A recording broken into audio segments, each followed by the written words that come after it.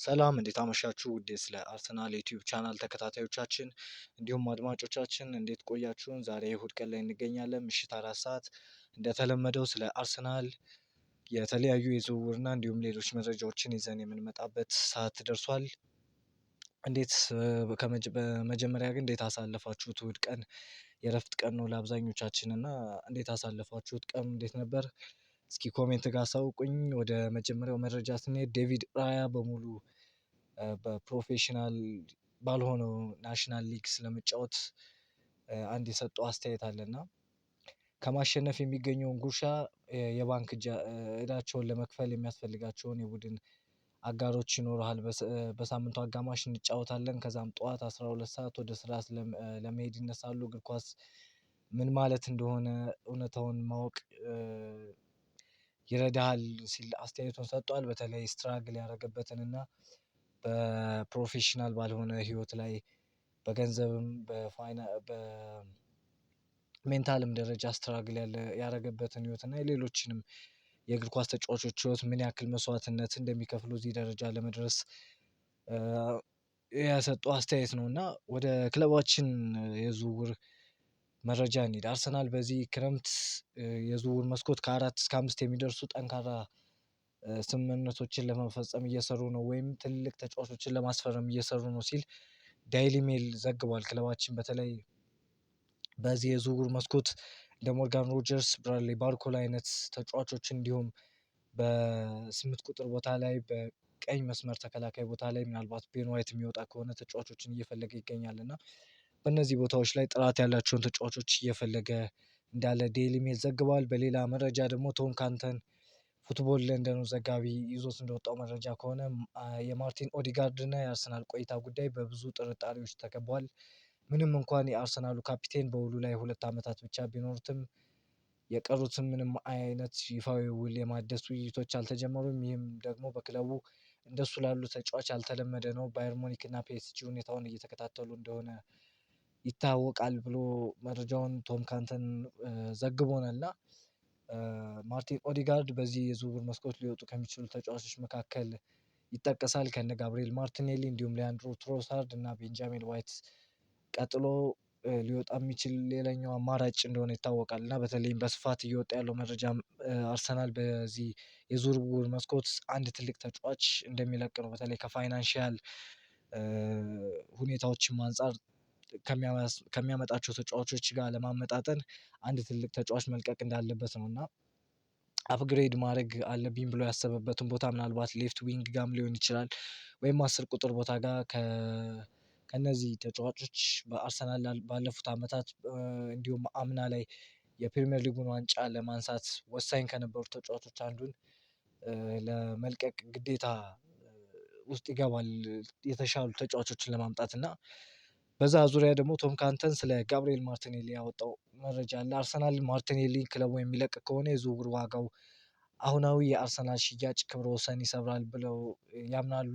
ንዋኔሪም የሚሸጥ ከሆነ ይህንን ሪከርድ የመስበር እድል አለው የሚል መረጃ ይዞ ወጥቷል። ቶም ካንተን ከፉትቦል ለንደን እና የአርሰናል አሁን ላይ ሪከርዱን የያዘው ኦክስሌ ቻምበርሊን ወደ ሊቨርፑል ሲዘዋወር ሊቨርፑል ለአርሰናል የከፈለው 35 ሚሊዮን ፓውንድ ነው እና በጣም ዝቅተኛ ነው። እንደ አርሰናል ላለ ክለብ 35 ሚሊዮን ፓውንድ ሪከርድ ሽያጭ በጣም በጣም ዝቅተኛ ነው። እና ይህንን ሪከርድ በጋብሪኤል ማርቲኔሊ ወይም ደግሞ በታዳጊው ኤታን ዋኔሪ የሚሸጥ ከሆነ ሪከርዱ ሊሰበር የሚችልበት እድል እንዳለ እየተዘገበ ነው የሚገኘው። እና ክለባችን አንድ ተጫዋች መሸጥ የማይቀር ይመስላል በዚህ የዝውውር መስኮት።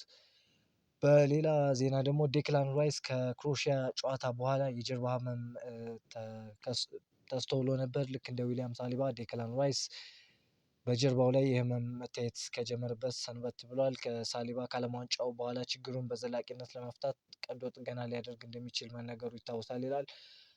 በጣም በክለባችን ይሄ ነገር እየበዛ ነው እና በጉዳት በተለይ የዊሊያም ሳሊባ እንኳን ቆየት ያለ ነው። ከ2023 ጀምሮ በዩሮፓ ሊግ ግማሽ ፍጻሜ ይመስለኛል ካልተሳሳትኩና በስፖርቲንግ ሊዝበን በተሸነፍንበት ጨዋታ ነበር የተጎዳው ጀርባውን እና ከዛ በኋላ የቀጠለ እስካሁንም ያልተፈታ ችግር ነው። በተለይ ደግሞ የዴክላን ራይስ በመድፌ እየተወጋ ማደንዘዣ ሳይሆን የህመም መቀነሻ መድፌ እንዳይሰማው እንዲያደርግ ሲጫወት እንደነበር ለክለባችን ቻምፒዮንስ ሊግም ፕሪሚየር ሊግም ወደ መጨረሻ አካባቢ በመድፌ እየተወጋ ሲጫወት እንደነበረ የተገለጸ ነው እና ዴክላን ራይስ አሁንም ያንን ህመሙን ይዞ ነው ለእንግሊዝ መስዋዕትነት እየከፈለ የሚገኘው እና ምናልባት በቀጣይ ውድድር ዓመት በክለባችን እንደ አለፈው የውድድር ዓመት ሙሉ ጨዋታ መጫወት መኖር የለበትም ብዬ አስባለሁ በግሌ። ምክንያቱም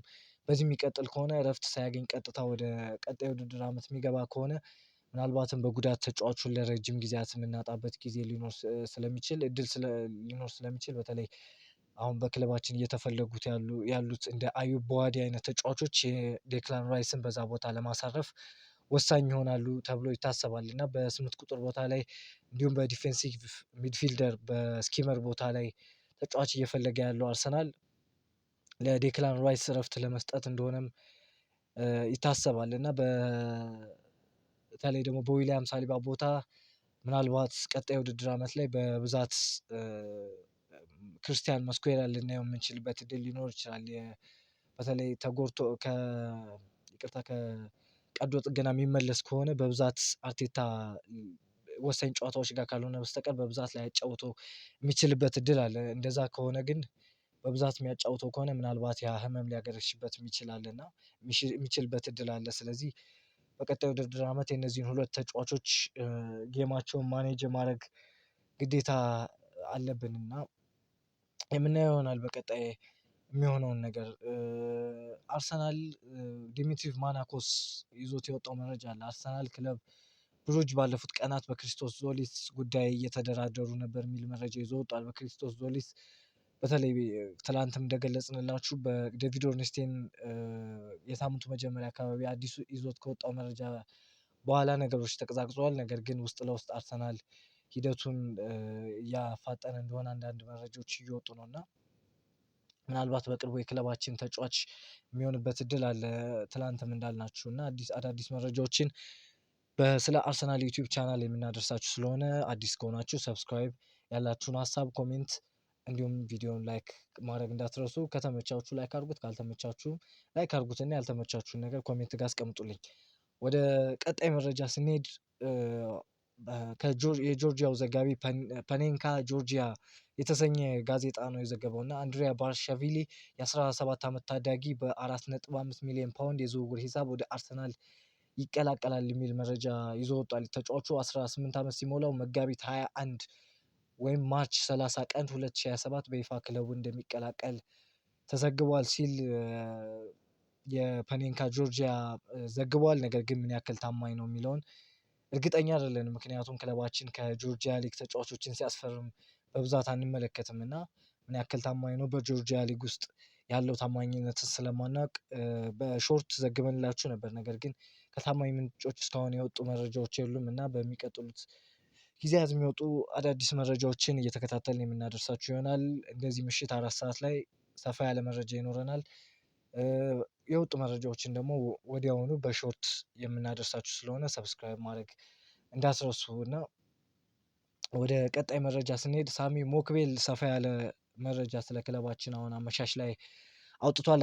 አርሰናል በዚህ ክረምት የፋይናንሻል ገደቡን ጥሶ እጅግ ከፍተኛ ወጪ ለማድረግ የተዘጋጀበት ዋና ቦታ የግራ ክንፍ አጥቂ ሌፍት ዊንግ ነው የሚል መረጃ ይዞ ወጧል። ክለቡ ተስማሚ ነው ብሎ ያመነበት የዝውውር ኢላማ ማስፈረም የሚችል ከሆነ ካቀደው በላይ ተጨማሪ ገንዘብ ለመክፈል ዝግጁ ነው የሚል መረጃ የቢቢሲው ዘጋቢ ሳሚ ሞክቤል ይዞት ወጧል እና አርሰናል በዚህ በግራ ክንፍ አጥቂ ቦታ ላይ የሚፈልጋቸው ተጫዋቾች በተለይ እንደ ኬናን ይልዲዝ አይነት ተጫዋቾች በጁቬንቱስ እንደማይሸጥ ከተነገረው በኋላ ብራድሊ ባርኮላ ላይ ያለውን ነገር ፒኤስጂ የሚሸጠው ከሆነ እንዲያሳውቁት የክለባችን ስፖርቲንግ ዳይሬክተር አንድሪያ በርታ ለፒኤስጂ ተናግሯል የሚሉ መረጃዎች በባለፈው ወጣው ነበር እና በቅርበት እየተከታተለ ነው የሚገኘው እና አርሰናል ፒኤስጂ ለመሸጥ ካሰበ አርሰናል ቀድሞ ኢንፎርም እንዲደረግ መረጃውን ቀድሞ እንዲነገረው እና አርሰናል ማድረግ ያለበትን ነገር ማድረግ እንዲችል አማራጭ እንዲኖረው ለፒኤስጂ አሳውቋል። በዛ ቦታ በሌፍት ዊንግ ቦታ ላይ ደግሞ ምንም እንኳ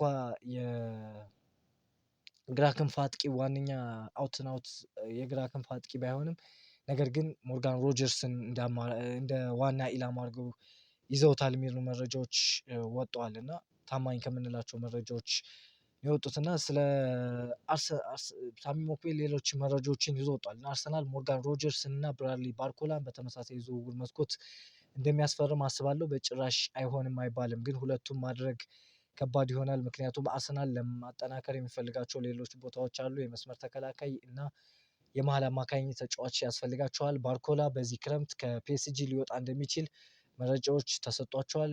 የሮጀርስ ዝውውር ካልተጠናቀቀ ሊያፋጥኑት የሚፈልጉት ዝውውር ይህ ሊሆን ይችላል። ነገር ግን ከሁለቱ መካከል በሮጀርስ ላይ የበለጠ ትኩረት እንደሚያደርጉ አስባለሁ ሲል ሳሚ ሞክቤል ስለ ሞርጋን ሮጀርስ እና ብራድሊ ባርኮላ መረጃ ይዞ ወጥቷል። እንዳልናችሁ አርሰናል በዋናነት የሚፈልገው ሞርጋን ሮጀርስ ነው። ነገር ግን ሁለቱንም ሊያስፈርምበት የሚችል እድል ሊኖር ይችላል እና ምናየው ይሆናል።